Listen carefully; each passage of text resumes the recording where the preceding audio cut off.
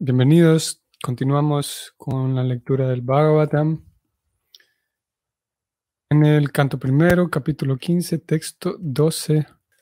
Om Namo Bhagavate Vasudevaya. Om Namo Bhagavate Vasudevaya.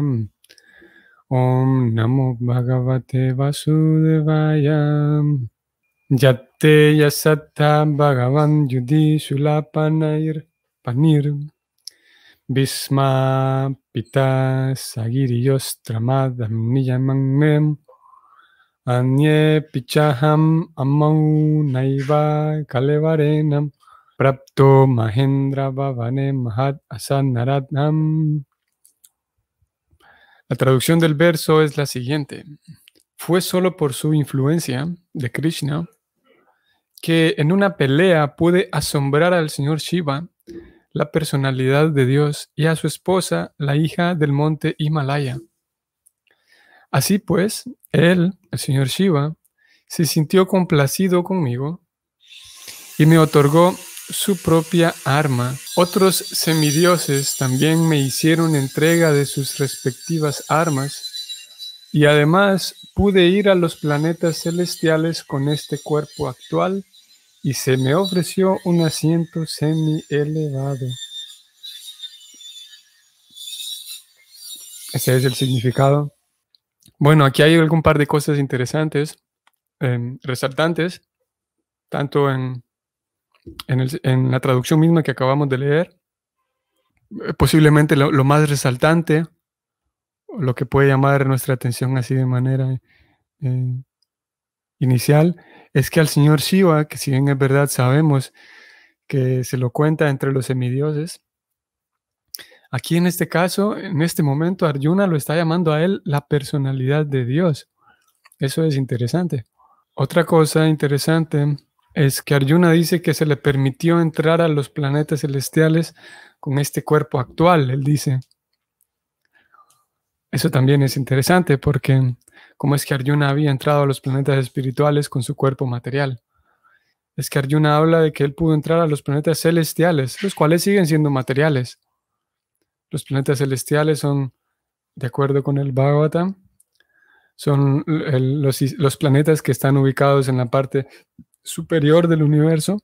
Sí, los planetas celestiales, entonces son planetas en donde viven seres humanos, podemos decir, con una capacidad mayor a la nuestra, pero siguen siendo planetas materiales. En realidad, vale la pena, como siempre, ya lo hemos dicho en tantas ocasiones, lo hemos reiterado, a recomendación de Prabhupada, vale la pena estar atento y hacer una lectura cuidadosa de los libros, ¿no? Cuando hablamos de planetas celestiales y planetas espirituales, hay una diferencia grande y pudiera dar la impresión de que es lo mismo si uno está leyendo no con la suficiente atención, podría dar la impresión de que en aquellas ocasiones en donde se habla de los planetas celestiales, parece ser que, o podría dar la impresión que se está hablando de los planetas espirituales, ¿no? Ya que nosotros, en el estudio y la lectura que hacemos de estos libros, recordemos que nosotros tenemos nuestros propios recursos, ¿no? Por ejemplo, una persona que acceda al libro será capaz de leer el libro si sabe leer, por ejemplo, ¿no? Si en su cerebro y en su persona está integrada la habilidad de la lectura, la persona podrá leer, ¿no?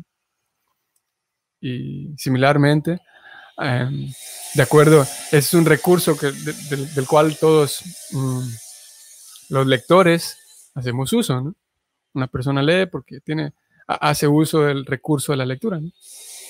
Y similarmente hay otros recursos que son tal vez menos perceptibles y que tienen que ver con nuestros paradigmas, tienen que ver con cuáles son nuestras convicciones, la información previa que hemos recibido acerca de Dios.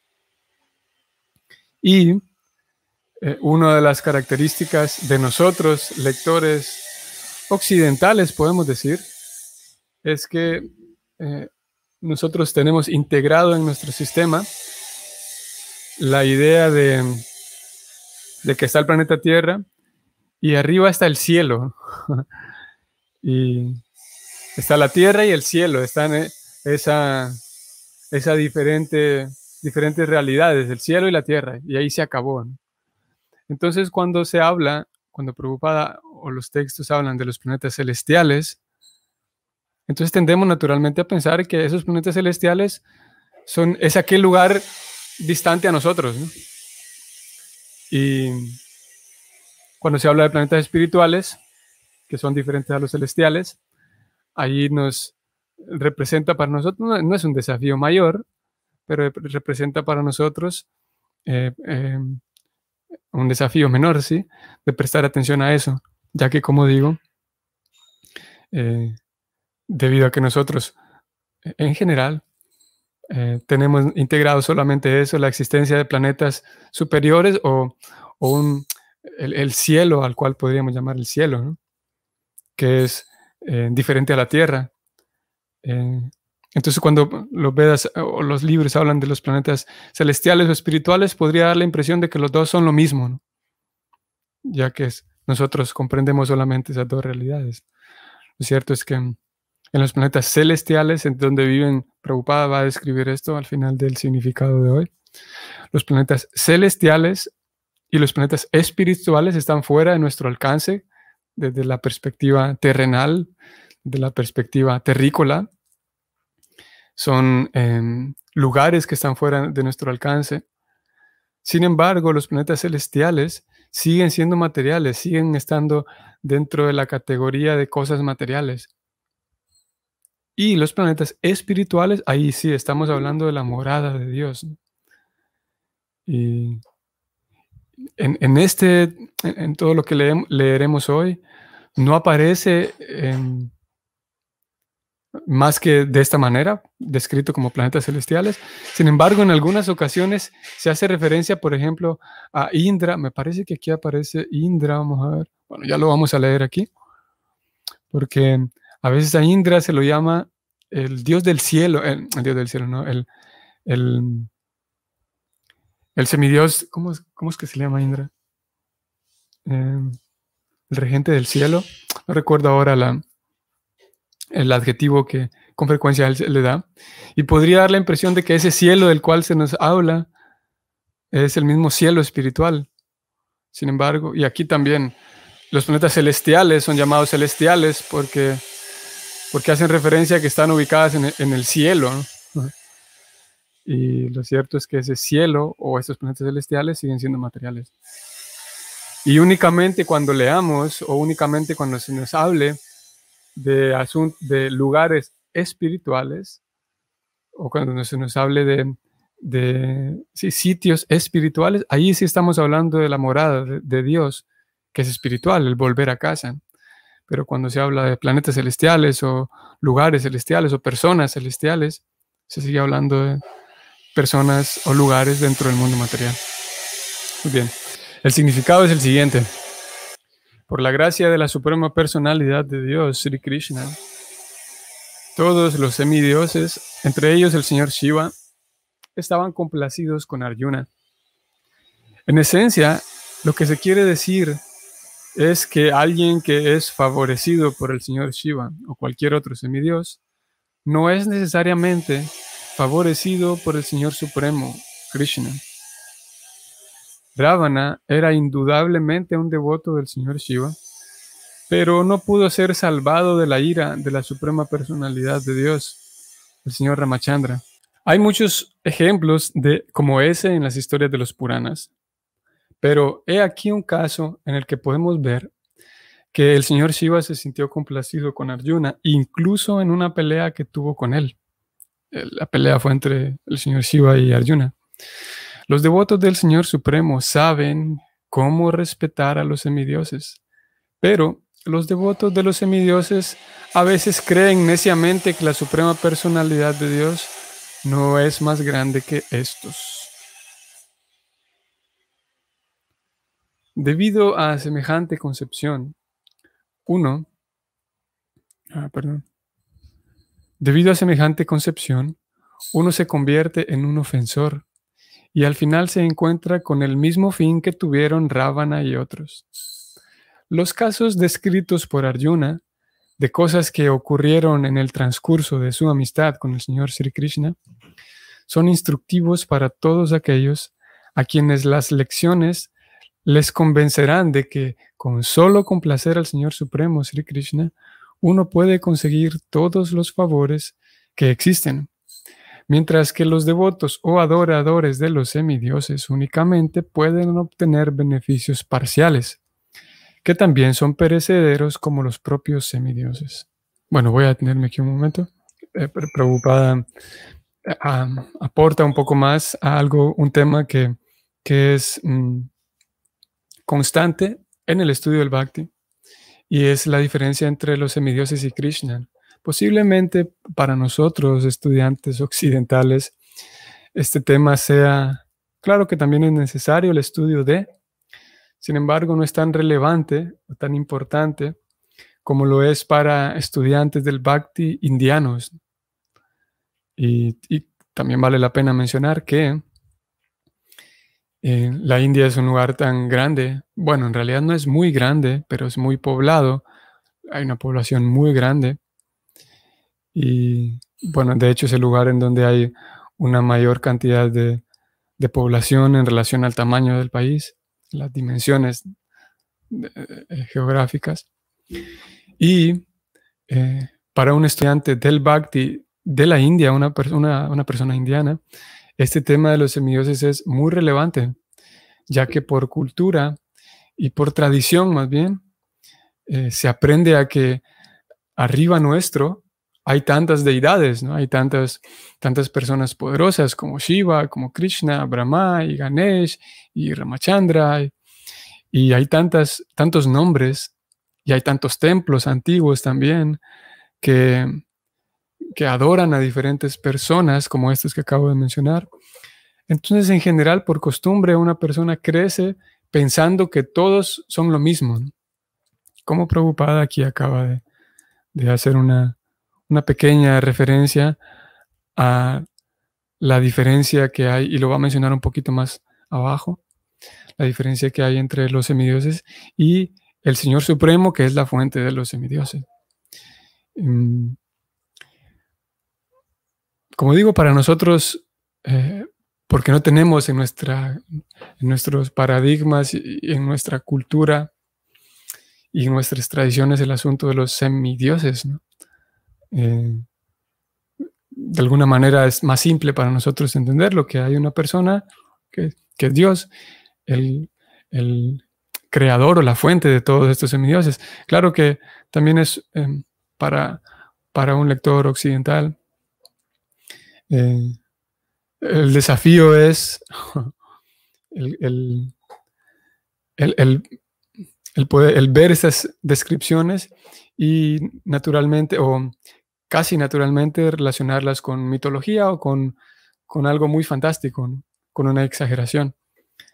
Y claro, porque como digo, no tenemos esa información, y cuando alguien nos informa de que existen una cantidad tan grande de semidioses, y ya en sí el concepto es un tanto extraño, podría ser extraño para alguien, que no lo vamos a hablar hoy, lo hemos hablado en otras ocasiones, cómo funciona y lo relacionado con los semidioses. Aquí únicamente se menciona la diferencia entre una persona que dedica su devoción y su devoción, su servicio a Dios, a la suprema personalidad de Dios, o alguien que se dedica sus esfuerzos a los semidioses, ¿no? Y con mucha frecuencia haciendo un estudio más detallado de aquellos procesos en los cuales la persona se entrega, podemos decir, o se aboca a un semidios. Generalmente, la regla general es que no hay de parte de la persona un deseo de entregar su vida al servicio de tal o cual semidios. Generalmente, cómo funciona la adoración de los semidioses es que la persona sabe que si hago tal o cual ritual, si hago tal o cual austeridad, entonces voy a recibir un favor específico. Y De hecho, realizo cierta actividad pensando en un favor específico que es el que quiero, el que necesito, ¿no? Y es como un asunto, como un trueque, como un intercambio no intercambio de bienes, si bien es verdad, yo como adorador recibo un bien, el semidios recibe de mí únicamente adoración, no es que yo voy a... Y claro, en algunos casos se ofrecen bienes también, pero generalmente es adoración.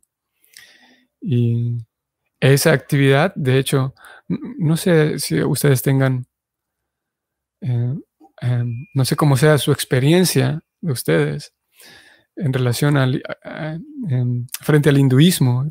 Estamos hablando aquí, el hinduismo como tal incluye toda una variedad tan grande de adoración de los semidioses y formas muy diferentes de adorar y concebir a los semidioses.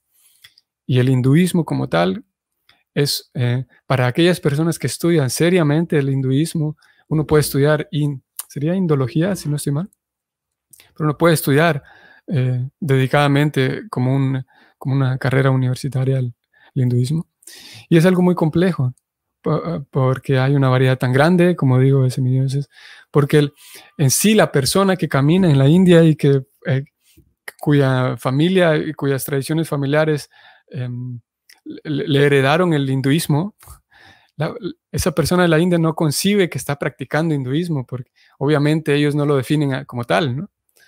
El, el hinduismo es más bien una definición tercera, de una tercera persona, de un observador que va a estudiar estudiar académicamente el comportamiento y la teología de aquellos indianos, ¿no? Pero ellos mismos no se saben practicando hinduismo, ellos solamente entregan su devoción a una deidad y ya está, generalmente a una deidad por tradición familiar, ¿no? Entonces, eh, eh, generalmente la variedad es tan grande, tanto de formas de expresar esa devoción como de deidades. Y la apertura es tan grande que alguien puede tener, bueno, la deidad, que, como digo, son muchas, a la deidad que más le llame la atención y puede tener esta otra deidad que también le llama la atención y puede tener en su altar muchas deidades, ¿no? Y hay sabemos, la India es tan, eh, eh, está tan latente la devoción y la espiritualidad, eh, así tan palpable, ¿no? Y muchas personas se acercan a la India y buscan la India tratando de experimentar una vivencia espiritual, ¿no? De acuerdo con la cosmovisión, pero la teología del Bhakti, mismo que una persona sea muy dedicada a esos rituales religiosos, y hay personas que realmente son muy dedicadas a todos sus rituales familiares hacia una deidad en particular, aún así eso no se considera actividades espirituales, como lo vimos hace algún par de días, ustedes tal vez lo recuerden. De acuerdo al menos con la definición que presenta el Bhagavatam, una actividad espiritual es una actividad de ofrenda a la persona suprema, o sea, a Dios supremo, Dios que está en el corazón de cada ser viviente, Dios que es la fuente de todo lo que existe, Dios que está en el corazón de cada uno. A diferencia de un semidios, de los semidioses, que son capaces, Prabhupada lo acaba de mencionar en este parágrafo que leímos, que sí, indudablemente ellos pueden otorgar un cierto tipo de bienes, aunque si bien es verdad, ellos tienen esa capacidad, no tienen la capacidad, por ejemplo, un semidios no está en el corazón de todas las personas, de todos los seres vivos. Es únicamente la cualidad de Dios, una de las cualidades de Dios, de estar presente en el corazón de cada ser vivo, en mi corazón, y escuchar mis oraciones, mis pensamientos. Y en ese sentido hay una enorme diferencia con un semidios, con los semidioses. Si bien es verdad, como dije hace rato, visto desde cierta perspectiva, Krishna y Vishnu y Ganesh y Shiva y Brahma y muchos otros nombres que al estar tan distantes de nosotros, podría parecer que todos ellos son iguales. Como digo, no sé qué tanta experiencia y cercanía tengan ustedes con el hinduismo como tal. Yo vivo en un lugar en el cual hay una comunidad indiana muy grande, y que es la ciudad de Panamá. Y por lo tanto, sí, tengo una experiencia un poco más cercana de ver cómo, claro, no todos los indianos que viven en la ciudad de Panamá practican el hinduismo, ¿no? Algunos otros son musulmanes. Sin embargo, aquellos que practican el hinduismo, es posible palpar, es posible ver la entrega y la seriedad con la cual muchos de ellos hacen sus actividades ritualísticas, su religión, que, como dijimos ayer o antier, mismo aunque haya una entrega y una seriedad muy grande en un proceso religioso, no necesariamente eso es espiritual. Vamos a leer el segundo parágrafo. Prabhupada va a mencionar algo más. Y bueno, antes de ir al siguiente parágrafo, pudiera mencionar aquí que está incluido en este tema, de acuerdo con el Bhagavatam también, Shiva, que aquí se le mencionó como la personalidad de Dios, Arjuna lo llama así, le da ese adjetivo. De acuerdo con el Bhagavatam, Shiva no es un semidios ordinario, a diferencia de los semidioses, los demás semidioses. Todos los semidioses son personas, son almas ordinarias, como ustedes y yo, que por su cultivo de cualidades y su mérito, digamos, Krishna entonces los encarga a ellos para que ejecuten ese rol de administrar ciertas necesidades universales, ¿no? En ese sentido, son todos los puestos de los semidioses, son roles, son cargos universales que una persona en general, cualquier persona en general, una persona ordinaria, repito, como nosotros, podemos ejecutar esos roles. Cualquier semidios. La única diferencia es que hay dos puestos de semidioses que son muy especiales, y uno de ellos es el señor Shiva.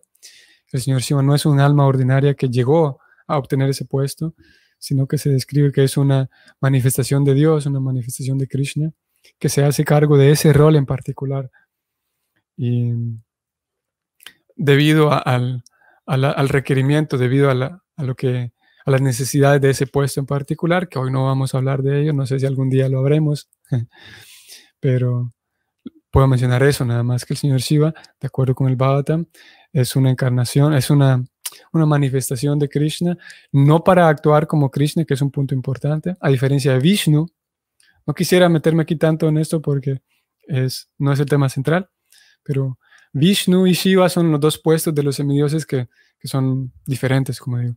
Vishnu es un semidios también, actúa en el papel de semidios, pero es directamente una encarnación de Krishna, una manifestación de Krishna. Y ese Vishnu actúa en calidad de Dios también. Llega un momento en que ese Vishnu, que es un semidios más, entra en el corazón de cada ser viviente y dirige, cumple con su papel de Dios, digamos, ese Vishnu. El caso del señor Shiva, que es también una expansión de Krishna, él, si bien es verdad es una expansión de Krishna, no cumple, no funge como Dios, a diferencia de Vishnu, que Vishnu sí se sabe y él actúa como Dios y cumple ese papel, pero Shiva, si bien es verdad es una encarnación de Dios, de Krishna, él, su papel lo ejecuta de manera distinta. Él no cumple ese papel de Dios por diferentes razones, como digo, que no hablaremos hoy. Y es por esa razón que a lo largo del Bhagavatam también hay diferentes personas, como en el caso de Arjuna hoy, que se refiere a él como la personalidad de Dios, porque saben que es la personalidad de Dios. Y hay otros momentos también más adelante en el Bhagavatam en donde otras personas también se refieren a él como la personalidad de Dios.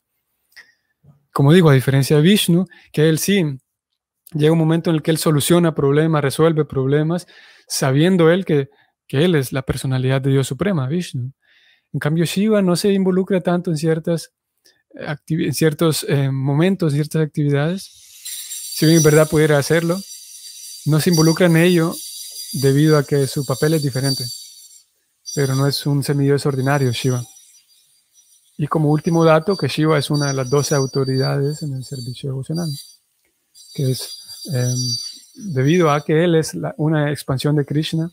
Él, Shiva, se le cuenta como el mejor de los devotos, el mejor de los Vaishnavas. Tal vez algunos de ustedes recuerden el dato, o si no lo saben, lo compartimos ahora. En el servicio devocional, en esta línea de sucesión discipular, existen 12 grandes devotos que fueron, y lo siguen siendo, los grandes referentes en la ejecución del servicio devocional. Y entre ellos se cuenta como el principal al señor Shiva, que aparte de ser un semidios especial, es uno de los mejores devotos. Jesús Matilde, Hare Krishna, saludos. Los semidioses se encargan de la parte material, mientras Krishna o Vishnu, siendo Dios, lo abarca todo, tanto lo material como lo espiritual. ¿Es así? Sí, Jesús Matilde. Vamos a decir que Krishna es la suprema persona que eternamente se encarga de jugar con los pastorcillos y los terneros y sus amigos y las gopis. Y Krishna llega un momento en el que él se expande en la forma de Vishnu para crear todos los universos materiales. Así que Vishnu podríamos decir que es un aspecto de Dios, el aspecto de Dios que se relaciona con los mundos materiales, digamos, Vishnu. Mientras que Krishna se queda él en Vrindavan y nunca jamás sale de Vrindavan. Entonces ese Vishnu se encarga de solucionar y mantener todo en cada universo en particular. Y ese Vishnu también da guía espiritual. Krishna, como digo, se encarga solamente de Vrindavan y Vishnu se encarga de todos los universos materiales. Y entonces Vishnu, ya cuando tiene diseñado todo un universo, Vishnu escoge a ciertas almas que son capaces para el trabajo, y esas almas, a ellas, Vishnu les pide, les encomienda que le ayuden a él, ya que él es el responsable. Él les pide a estas almas que le ayuden a administrar todo el universo, de acuerdo con la cosmovisión del Bhagavatam. Y estas almas son llamadas por ese puesto que tienen, por ese rol que es casi como Dios. Dios tiene que cuidar todo el universo y ponerlo a andar bien. Y debido a que ese rol es casi como Dios, son llamados de semidioses. Cumplen una labor casi como Dios, de mantener el orden y el bienestar universal. Y ellos son los semidioses. Cuando llega el momento en el que el universo se tiene que acabar, entonces los semidioses, que todos ellos son devotos de Krishna, terminan con su papel. Muy bien. Vamos a leer el parágrafo segundo de este significado y terminamos. Que en realidad ya señalamos los 2 puntos importantes que queríamos señalar. Solo vamos a leer el parágrafo segundo y, bueno, si hay algún comentario de su parte, también lo vamos a leer. Ok, continúo leyendo. Otra cosa significativa de este verso es que por la gracia del Señor Krishna, Arjuna pudo llegar al planeta celestial incluso con su mismo cuerpo, y fue honrado por Indra Deva, el semidios celestial, sentándose con él en un asiento semi-elevado. Uno puede llegar a los planetas celestiales en virtud de los actos piadosos que se recomiendan en las Escrituras, en la categoría de las actividades fruitivas. Y como se declara en la Bhagavad Gita 9.21, cuando las reacciones de esos actos piadosos se terminan, el que disfrutaba de ellos es de nuevo degradado y enviado a este planeta terrenal. La luna también está al mismo nivel que los planetas celestiales, y únicamente a las personas que solo han realizado actos virtuosos, o sea, celebrando sacrificios, dando caridad y haciendo severas austeridades, solo a ellas puede permitírseles entrar en los planetas celestiales al terminar el plazo de la vida del cuerpo. A Arjuna se le permitió entrar en los planetas celestiales con el mismo cuerpo, simplemente por la gracia del Señor. pues de lo contrario eso no es posible. Los actuales esfuerzos de los científicos modernos para tratar de entrar a los planetas celestiales, sin duda que demostrarán ser inútiles porque esos científicos no están al nivel de Arjuna. Ellos son seres humanos ordinarios sin ningún recurso en la forma de sacrificios, caridad o austeridades. El cuerpo material es influido por las tres cualidades naturales de la naturaleza, es decir, la bondad, la pasión y la ignorancia. A la población actual la influyen más o menos las modalidades de la pasión y la ignorancia, y los signos de esa influencia se manifiestan en que la gente se vuelve muy lujuriosa y codiciosa. Estos degradados sujetos difícilmente pueden acercarse a los sistemas planetarios superiores. Por encima de los planetas celestiales, existen además muchos otros planetas que solo aquellos que están influidos por la bondad pueden alcanzar. Los planetas celestiales y otros planetas del universo, en los planetas celestiales y otros planetas del universo, los habitantes son todos sumamente inteligentes, muchas más veces que los seres humanos, y todos ellos son piadosos y se hallan bajo la influencia de la bondad superior y de la bondad máxima. Todos ellos son devotos del Señor y aunque su bondad no deja de estar adulterada, aún así se les conoce como semidioses que poseen buenas cualidades en la máxima cantidad posible dentro del mundo material. Muy bien. Como dije, un tema recurrente, el tema de los semidioses en contraposición o en contraste con Krishna, no porque ellos sean enemigos, sino por el resultado que la persona obtiene. Si alguien dedica su vida a los semidioses, conseguirá avance material, y no solamente avance material de ganar dinero, sino avance material, incluso podrá desarrollar buenas cualidades en su persona. Pero aún así, una persona que haya desarrollado muchas buenas cualidades, aún así, si no desarrolló la cualidad de entregarse a Dios, entregarle su corazón a Dios y su capacidad de amar a Dios, aún así esa persona sigue en el plano materialista, a pesar de que cultive cualidades como paciencia, como tolerancia, como amabilidad, gentileza, compasión incluso. Incluso el ser una buena persona hacia con otros sigue siendo un acto materialista bajo esta perspectiva.